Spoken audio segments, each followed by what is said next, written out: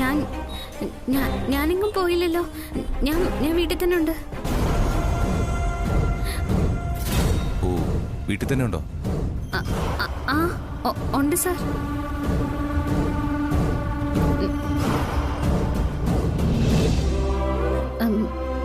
Sir എന്താ വിളിച്ചേ? ഒന്നുമില്ല ശ്യാമേ, ഞാൻ വെറുതെ വിളിച്ചതാ.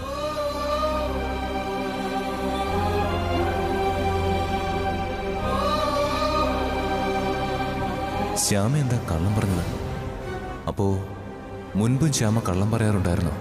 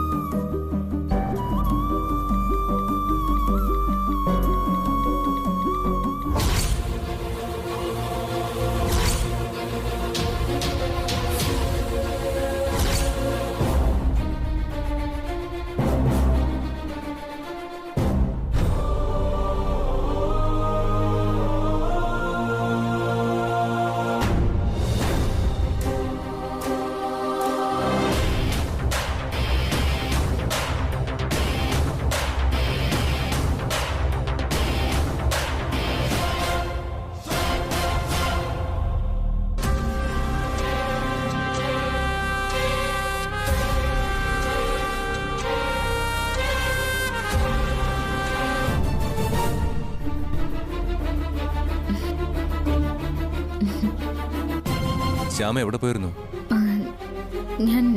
ഞാനിന്ന് പുറത്തു പോയിരുന്നു സർ. പുറത്തു പോയിരുന്നോ?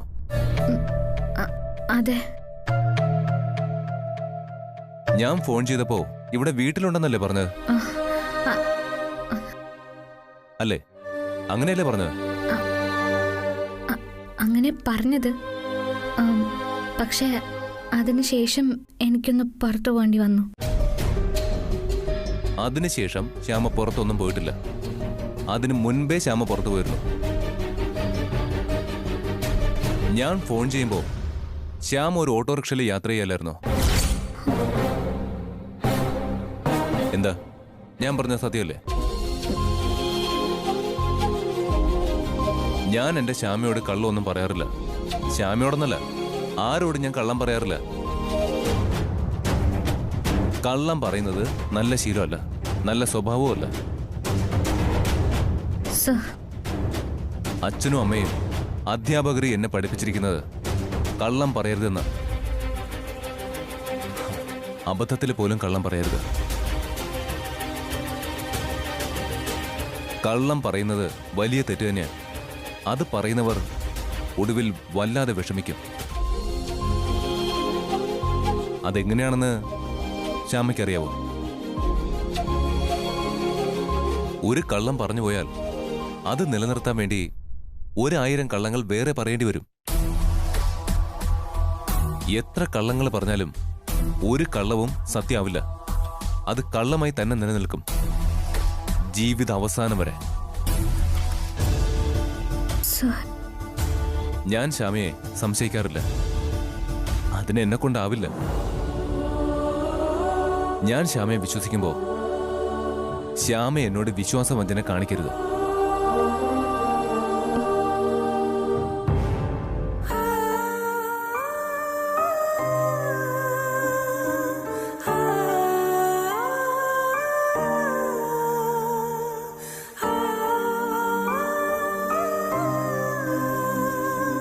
സൗഹൃദത്തിനും സ്നേഹ ബഹുമാനങ്ങൾക്കും അപ്പുറം ഞാനും ശ്യാമയും ഭാര്യ ഭർത്താക്കന്മാരാ. ഞാൻ എന്റെ ജീവിതവും എന്നെ തന്നെയും തന്നിൽ അർപ്പിച്ച പവിത്രമായ താലിയാണിത്. അതാണ് ഈ കഴുത്തി കിടക്കുന്നത്. ഇത് കല്യാണം എന്ന എഗ്രിമെന്റിന്റെ ഫോർമാലിറ്റിക്ക് വേണ്ടിയൊന്നും തന്റെ കഴുത്തിൽ ഞാൻ ഇട്ടിരിക്കുന്നതല്ല. എന്റെ ഹൃദയവും അതിൽ നിറയുന്ന സ്നേഹവുമാണ് ഈ താലിയിൽ ഞാൻ കോർത്തിരിക്കുന്നത്. ഇത് ഞാനും നീയും എന്ന രണ്ടുപേർ നമ്മൾ മാത്രമായി തീർന്നതിന്റെ സിമ്പലാ.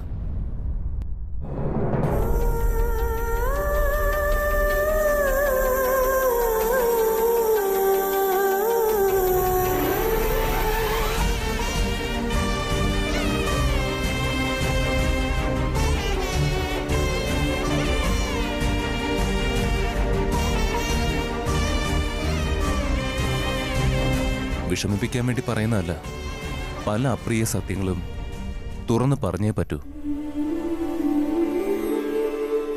അല്ലെങ്കിൽ അകൽച്ചയ്ക്ക് നീളമേറിക്കൊണ്ടേയിരിക്കും.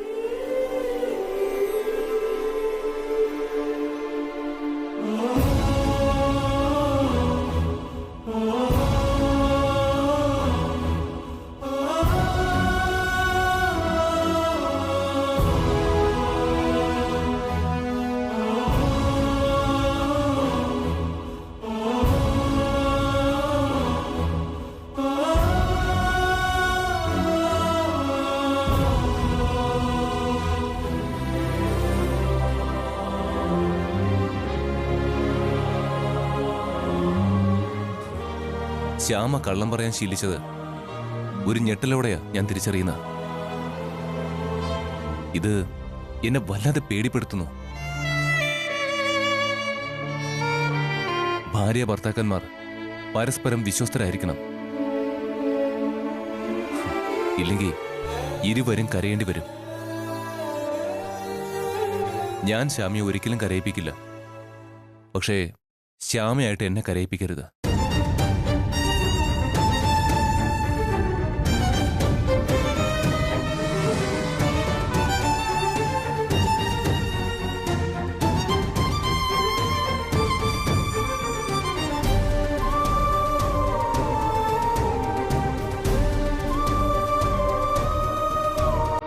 ഭാര്യ ഭർത്താക്കന്മാർ പരസ്പരം വിശ്വസ്തരായിരിക്കണം.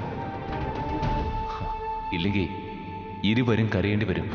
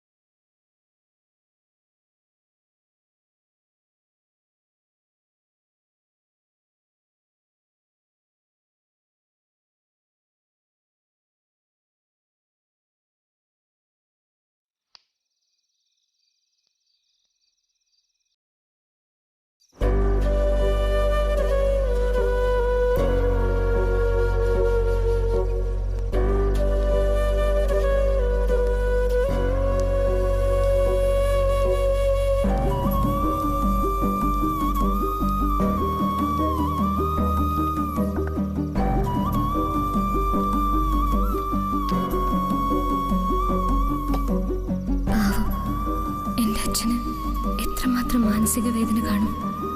മകളുടെ ഭർത്താവിന്റെ വീട്ടില് ഇങ്ങനെ വേഷം മാറി ജോലി ചെയ്യുമ്പോൾ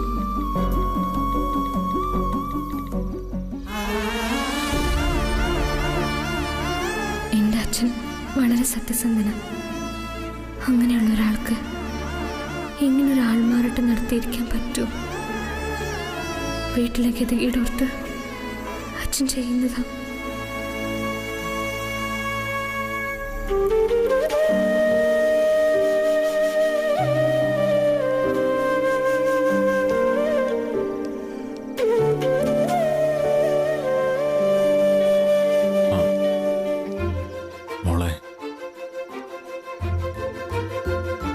കുടിക്കാനോ കഴിക്കാനോ എന്തെങ്കിലും വേണോ അങ്കിളെ?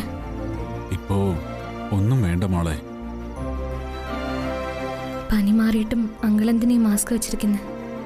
പനി മാറിയെന്നോ? പനിയെങ്ങും മുഴുവനായി മാറിയില്ല മോളെ. മാറിയില്ലേ? ഇല്ല. അഭിമാനം കാരണം അച്ഛൻ മുഖം മറച്ചു വെച്ചിരിക്കുന്നു. ഹിന്ദി. അതുകൊണ്ട് ഞാൻ അച്ഛനെ തിരിച്ചറിഞ്ഞ വിവരം അച്ഛനും അറിയണ്ട. അച്ഛനത് വല്ലാത്ത വേദന ഉണ്ടാക്കും.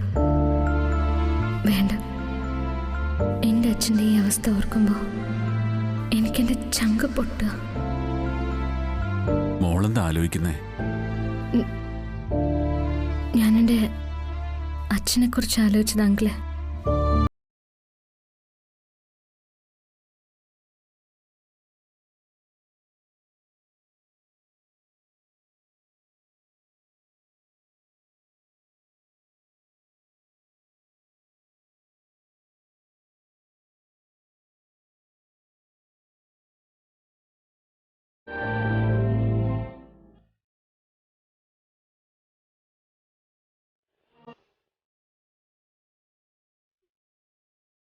ആർക്കും ഒരു ഉപദ്രവം ചെയ്യാത്ത എല്ലാവരും സ്നേഹിക്കുന്ന എൻ്റെ അച്ഛൻ.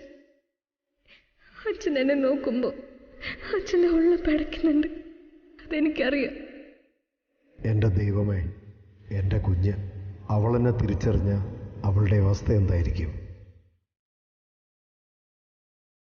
ഈ വീട്ടിൽ നിന്ന് എത്രയും പെട്ടെന്ന് മാറണം. മറ്റൊരു വീട്ടിലേക്ക് മാറ്റിത്തരുന്ന കാര്യം ഇന്ന് തന്നെ ഏജൻസി വിളിച്ച് പറയണം. ഇനി ഈ വീട്ടിൽ തുടരാനാവില്ല.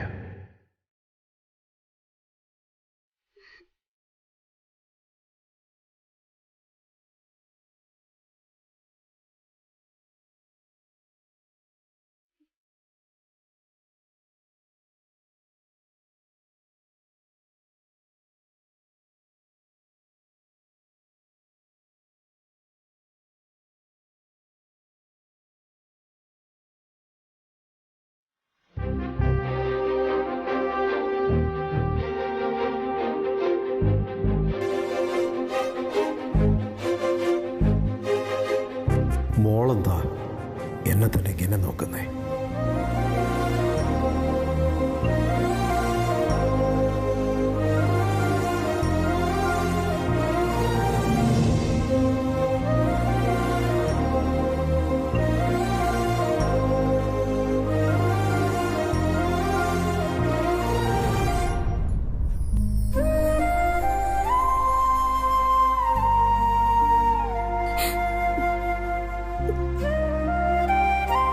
കൃഷ്ണ ഭഗവാനെ,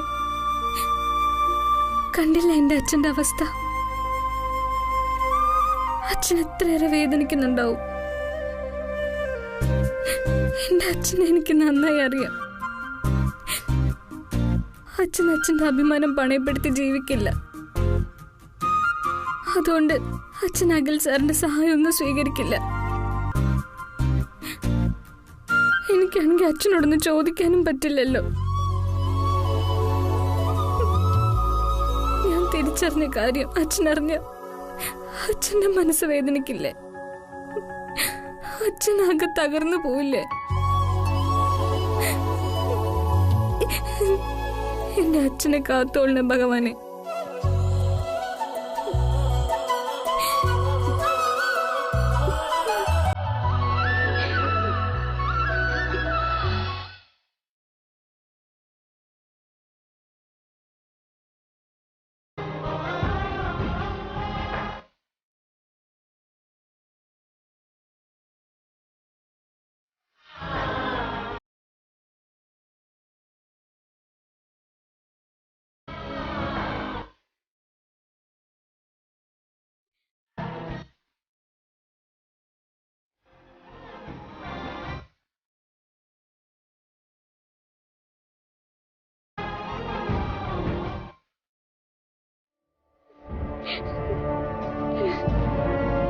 മോളെ, മായ്ക്കാൻ ശ്രമിക്കണ്ട, എനിക്ക് മനസ്സിലായി. നീ എന്തിനാ കരഞ്ഞത്? ഒന്നുമല്ല അമൃതടുത്തേ. ഞാനിങ്ങനെ കൃഷ്ണനോട് പ്രാർത്ഥിച്ചപ്പം അറിയാതെ കരഞ്ഞു പോയതാ. പ്രാർത്ഥിക്കുമ്പോ അറിയാതെ കരയോ? മനസ്സിൽ എന്തെങ്കിലും വേദനയില്ലാതെ ആരെങ്കിലും കരയോ? അത് അങ്ങനൊരു വേദന ഇല്ല എടുത്തേ. നീ എന്നോട് കള്ളം പറയാം മോളെ. നിന്റെ മുഖം കണ്ടാൽ എനിക്ക് മനസ്സിലാവും. സത്യം പറയേ, നീ എന്തിനാ കരഞ്ഞത്? ഒന്നുമില്ല എടുത്തേ. ഉണ്ട്, നിനക്കെന്തോ തക്കതായ പ്രശ്നമുണ്ട്. എന്തുണ്ടെങ്കിലും ഈ ഏടത്തിയോട് പറയണം. നിന്റെ എന്ത് പ്രശ്നമാണെങ്കിലും ഈ ഏടത്തി പരിഹരിച്ചു തരും. പറയൂ. അങ്ങനെ അങ്ങനെ പറയത്തക്ക പ്രശ്നങ്ങളൊന്നും ഇല്ല എടുത്തി. ഞാൻ എൻ്റെ അച്ഛനും അമ്മയൊക്കെ ഒന്ന് ഓർത്തുപോയി. അപ്പം സങ്കടം കൊണ്ട് കരഞ്ഞു പോയതാ. സത്യം? സത്യം. നീ എന്നോട് കള്ളം പറയില്ലെന്ന് എനിക്കറിയാം മോളെ. മനസ്സിൽ എന്ത് പ്രശ്നമുണ്ടെങ്കിലും അത് ഏറ്റവും പ്രിയപ്പെട്ടവരോട് തുറന്നു പറയാൻ മടിക്കരുത്. നിനക്ക് ഏറ്റവും പ്രിയപ്പെട്ടത് അഖിലാണെന്ന് എനിക്കറിയാം. അവനോട് പറയണം. ഇനി അവനോടും പറയാൻ പറ്റാത്ത കാര്യമാണെങ്കിൽ എന്നോട് പറയണം. അപ്പൊ ആ പ്രശ്നത്തിന് ശാശ്വതമായ പരിഹാരം ഉണ്ടാവും. മനസ്സിനെ വെറുതെ ഇട്ട് നീറ്റരുത്. ഇല്ല എടുത്തി. വാ, ഞാൻ നിന്നെ ഫുഡ് കഴിക്കാൻ വിളിക്കാൻ വന്നതാ. വാ. വരാം.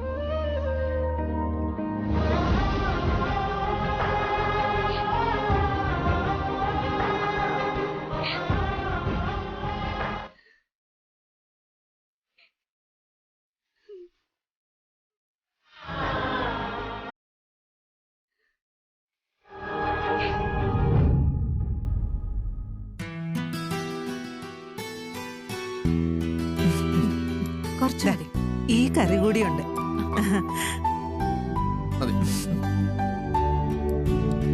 മോന് വേണോ? വേണ്ട. കൊള്ളാല്ലേ? നന്നായിട്ട് അപ്പച്ചി. അപ്പച്ചി. കുറച്ച്. ആ അതെ, നന്നായിട്ടുണ്ട്.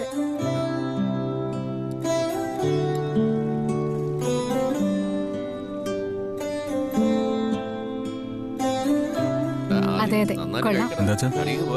കുറുമ എടുക്കടാ. ഞാൻ ചിക്കൻ കറി എടുത്തേട്ടാ. അത് മതി. നീ ഇരിക്കെ. ഇടയ്ക്ക് വെജ് കഴിക്കേ. ആ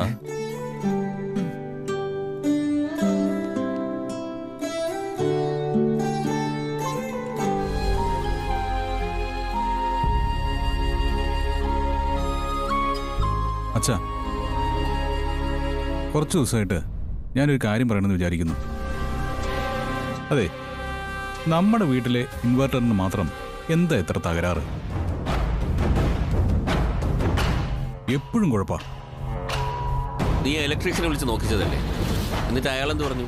ആ, അയാൾ നോക്കുമ്പോഴൊന്നും ഒരു കുഴപ്പമില്ലെന്നാ പറയുന്നത്. ഏട്ടാ, അയാളിങ്ങനെ കുഴപ്പമില്ലെന്നൊക്കെ പറഞ്ഞിട്ട് പോവും. പക്ഷേ ഇതിങ്ങനെ ഇടയ്ക്കിടയ്ക്ക് പണി മുടക്കും. എന്താ ഇതിലുള്ള മറിമായോന്നറിയില്ല. അതിലിപ്പോ ഇത്ര വലിയ മറിമായൊന്നുമില്ല. യന്ത്രങ്ങളല്ലേ, അത് കേടാവും, വീണ്ടും നന്നാക്കും, വീണ്ടും കേടാവും. ഇതൊക്കെ പതിവല്ലേ? അല്ല, ആരോ മനഃപൂർവ്വം കേടാക്കുന്നതായിട്ടാ എനിക്ക് തോന്നുന്നത്.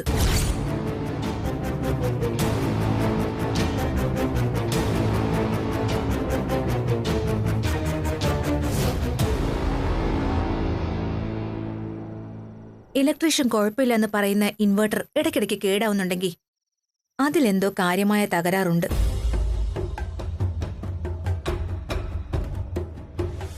ഇവരെനിക്കിട്ട് പാര വയ്ക്കുകയാണല്ലോ. എന്തോ എന്നെ സംശയമുള്ളതുപോലെ. ഇവിടെ ശ്യാമ മാത്രമല്ല ഇപ്പം എൻ്റെ ശത്രു, ഇവളും എൻ്റെ ശത്രു തന്നെയാണ്.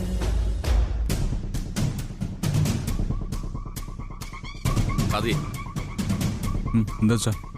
ഇൻവെർട്ടറിന് എന്തെങ്കിലും പ്രശ്നം ഉണ്ടെങ്കിൽ അത് ഉടൻ തന്നെ നന്നാക്കണം. ഇല്ലെങ്കിൽ വേറൊന്ന് വാങ്ങിക്കണം. വാങ്ങാം.